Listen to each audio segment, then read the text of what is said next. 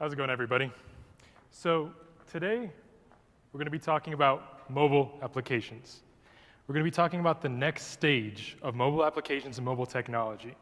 You see, I live, breathe, dream, everything I do is about mobile apps. As my dad correctly mentioned, I work for an app developer based out of Orange County. We've done over 150 mobile applications. We've done applications for some of the biggest clients you may have heard, the biggest names in the globe. We've done apps for Experian, Monster, Taco Bell, Disney, Hyundai. I mean, you name it, we've done it. We've also done some of our own applications. The latest application we did was an app called Hang With, and it's a social networking app that allows you to broadcast live video from your phone to thousands or 10,000s of mobile phones. And we've seen great success. I mean, this application actually, within less than a year, reached 1 million downloads. And it was faster than Facebook saw their growth for 1 million, or even Twitter. So we all know we're going through this mobile evolution. It's not a new thing. It's not a new concept. But I mean, it's really impressive to think about it. I mean, if you think about it, 15 years ago, the concept of a smartphone didn't even really exist. 10 years ago, apps weren't even a thing. And yet last year, we surpassed 1 million applications and 65 billion app downloads, and that was only on the Apple App Store. That doesn't even put into place the Google Plays and all the other tons of Android app stores out there. So clearly, there's a ton going on out there. Not only that, but we're seeing huge achievements in technology in general. I mean, this little device that I hold in my pocket, this phone, has twice the processing power as the typical computers that you could buy did in 2009. It's 6 times more powerful than the computers in 2001. In fact, independent researchers tried to estimate the value of this phone if you could have built it in 1991. You know what they came up with? $3.5 million. And for those of you who don't know, I don't have that much money, yet I still have this phone. The value has come down, and the processing speed has just increased dramatically. What's more is the global adoption about these devices. I mean, they're everywhere. Jim was throwing a statement out there. It's actually even progressed further. There's almost 7 billion mobile phones out there. 1/3 of these are smartphones. And if you look at most first world countries like America, I mean, we're 50, 60, 70%. The majority is smartphones. So why am I even telling you this? I mean, I thought we're talking about mobile apps. Well, we are. You see, this technology has advanced to a point, and it's opened up new gateways. It's opened up new doors for us. As app developers, we can now go to the next stage of mobile applications. We could do things we could never do before. So what I'm going to talk about today is 4 main areas of technology, most of which you have heard about, some of which you haven't, but it's basically how this is now being brought into the mobile app space in a much bigger way. The first of which is augmented reality. Now, I don't need to stand up here and tell you what augmented reality is. Every single one of you know exactly what it is. It's been said so many times. That's not the point. The point is there's over 800 million smartphones that have this augmented reality capability within it. So for the first time ever, it actually makes sense as developers to leverage this technology. I mean, why would I have made applications when there was 20,000 devices that could do it? There was just no point. There was no market for it. But today there is. And we've seen a lot of people start actually using this. IKEA, last year, they put out an application which allowed you to pick up their catalog, scan your phone in there, see the application, and pick up furniture, and you could view it 3-dimensionally in space right here.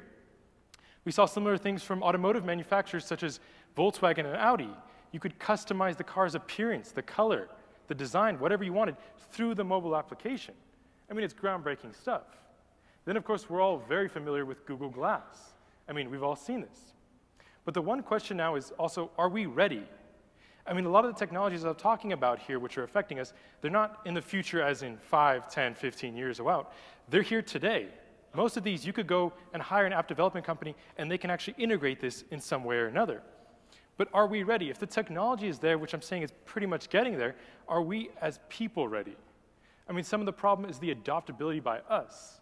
When Google launched Google Glass, they showed us this cool video, and you saw how they were using it. And this was the perception we had. And I get that prices are still high and it's still going through its phases. But while this was the perception we had, when it actually started launching out, the vision was a little bit different. This is more of what we saw. People in the industry actually refer to a lot of these guys as glass holes. That was actually a term being thrown around. And of course, privacy concerns came around. I mean, did you know that you can use Google Glass and I can actually take a picture just by winking like that? I don't want this guy winking at anything, never mind when he's in the shower. I mean, geez. But see, these are simple things which are being overcome very quickly. Google recently partnered with Oakley and Ray-Ban, and they're going to be releasing designer look of Google Glasses. And if that's not good enough, there's a new company called Innovega, and as well, Google's doing similar things, to bring you something like this, a contact lens with augmented reality. Now, I see some of you kind of looking like, yeah, I'm not going to wear that. Well, you will. Give it a couple years. Otherwise, we're going to be sitting in a meeting together, and all of a sudden, I'm going to read the financial statements of your biggest competitors verbatim. Your jaw's going to drop, and all I'm going to do is wink at you, take that picture, and hashtag welcome to the future, put it on Facebook. I mean, it's here. The second part is wearable technology. Stefan covered this briefly yesterday. Now, wearable technology is new, and it's really going through explosive growth.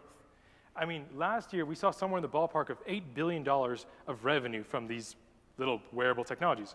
Most of you may know these as the Fitbit trackers or the smartphones.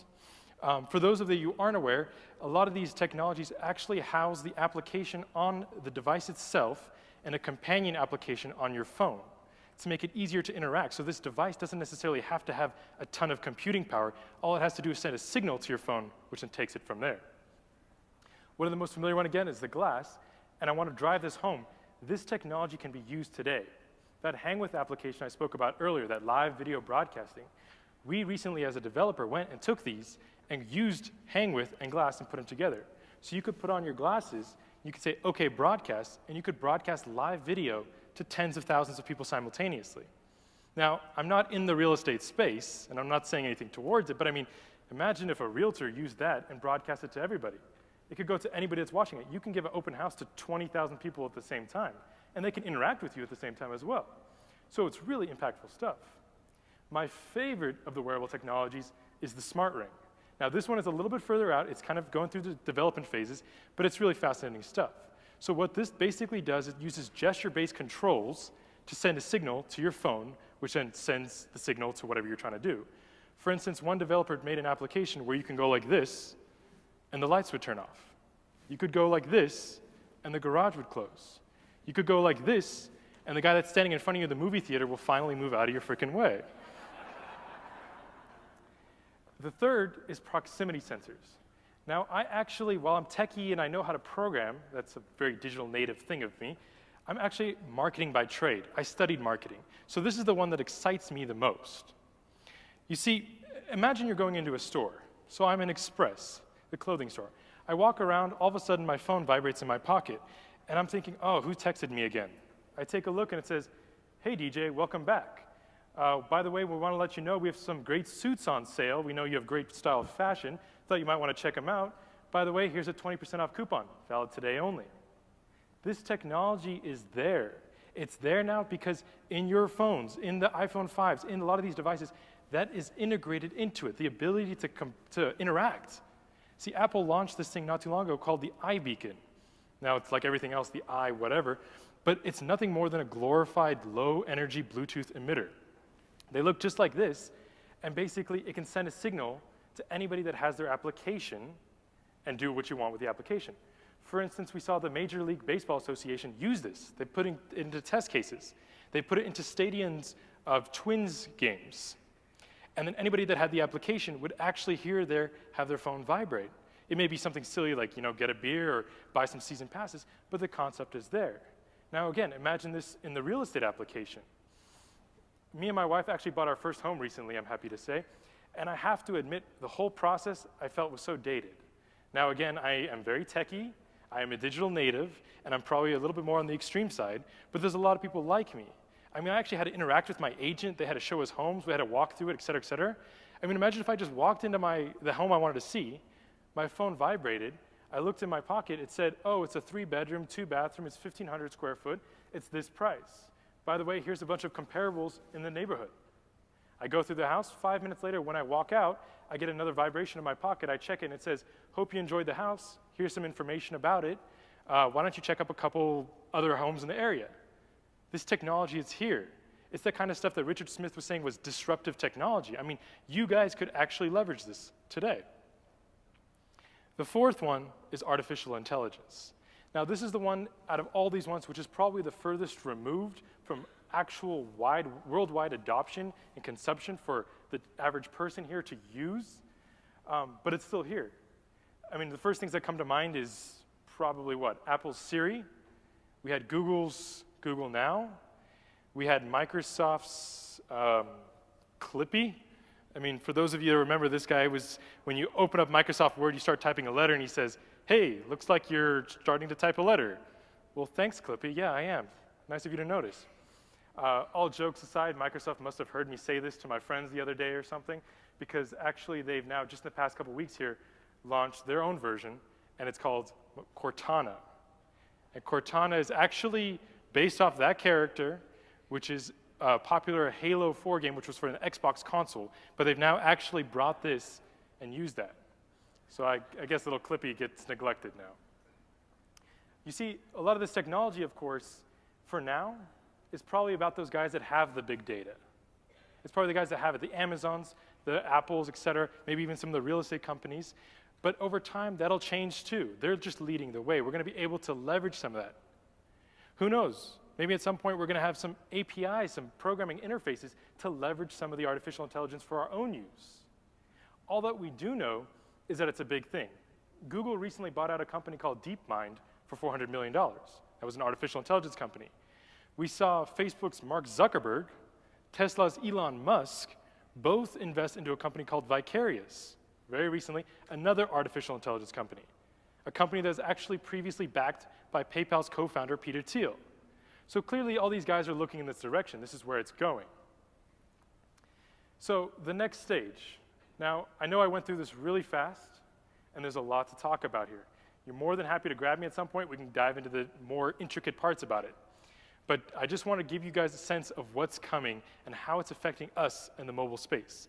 A lot of these technologies are ones that we, as developers, are able to leverage now, or we are on the cusp of being able to leverage.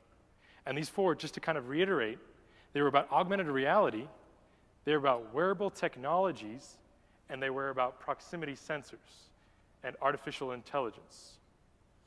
Now, there's always some of you in the crowd who are already thinking, well, what comes next? What's beyond that? I mean, tell me, please. Well, I'll tell you. And I'll tell you that you're probably not ready for that just yet. Thank you, and good luck with that whole future part.